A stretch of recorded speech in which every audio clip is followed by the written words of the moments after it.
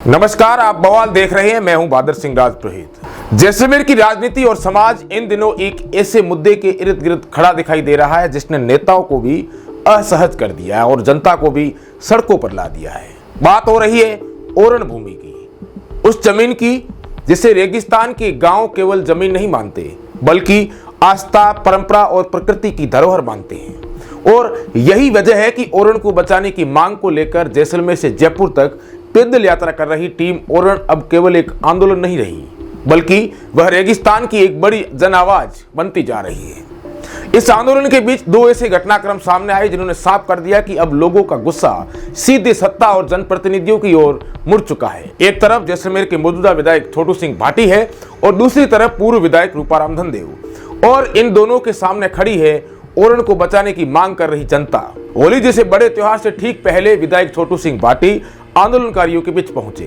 उनके हाथ में मिठाई थी, शायद यह सोचकर कि त्योहार का माहौल बनाकर आंदोलनकारियों के बीच थोड़ी नरमी लाई जा सके, लेकिन इस बार तस्वीर बिल्कुल उल्टी दिखाई दी।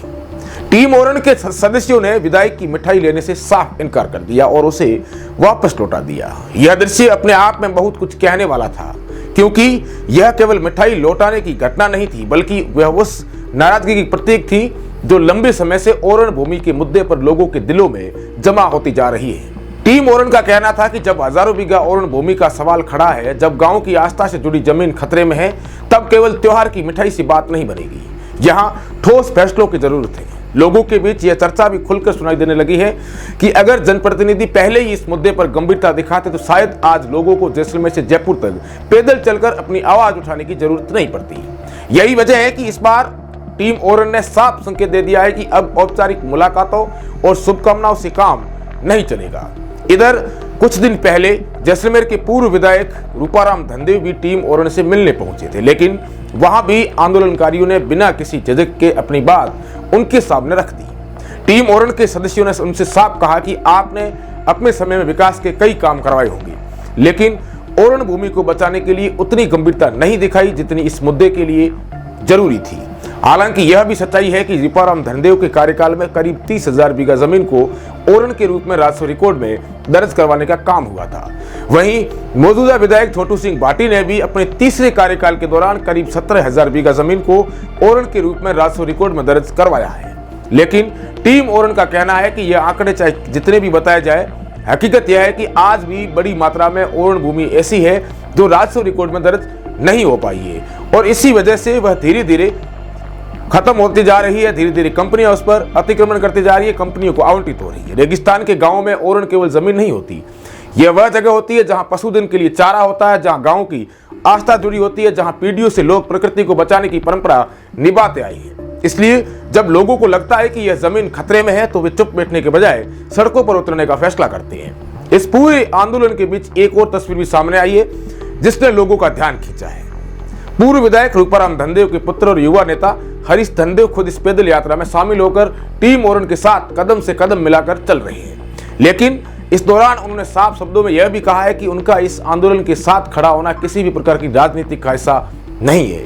हरीश धनदेव का कहना है कि उनका उद्देश्य केवल एक है और वो यह है कि ओरण जैसलमेर की जो ओरण है, ओरण भूमि है, उनको बचाना।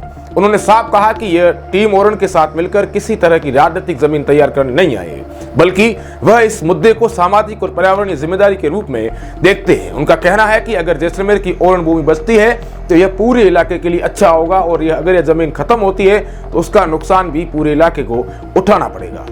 टीम ओरण के सदस्य भी लगातार यही कह रहे हैं कि उनका जो ये आंदोलन है ये किसी व्यक्ति या किसी पार्टी के खिलाफ नहीं है। उनका कहना है कि जो भी इस लड़ाई में उनके साथ खड़ा होगा वे उसके साथ खड़े रहेंगे, लेकिन जो केवल औपचारिकता निभाने आएंगे उन्हें अब आंदोलनकारी खुलकर जवाब देने से भी पीछे नहीं हटेंगे। जैसलमेर से जयपुर तक चल रही इस पैदल यात्रा अब केवल एक यात्रा नहीं रह गई है, बल्कि ये धीरे धीरे रेगिस्तान की उस जमीन की लड़ाई बन चुकी है जिसे लोग अपनी आस्था, अपनी संस्कृति, अपनी पहचान का हिस्सा मानते हैं। और जिस तरह से टीम ओरण का गुस्सा अब खुलकर सामने आ रहा है, उससे यह साफ है कि आने वाले दिनों में यह मुद्दा और बड़ा रूप भी ले सकता है, क्योंकि इस बार रेगिस्तान की रेत पर चल रहे लोगों के कदम भले ही थक जाए, लेकिन उनकी आवाज अब रुकने वाले नहीं है। इससे पहले भी भाजपा के नेता स्वरूप सिंह खारा भी इस ओरण टीम के साथ में गए थे, उनसे मिले थे, लेकिन बात नहीं बन सकी।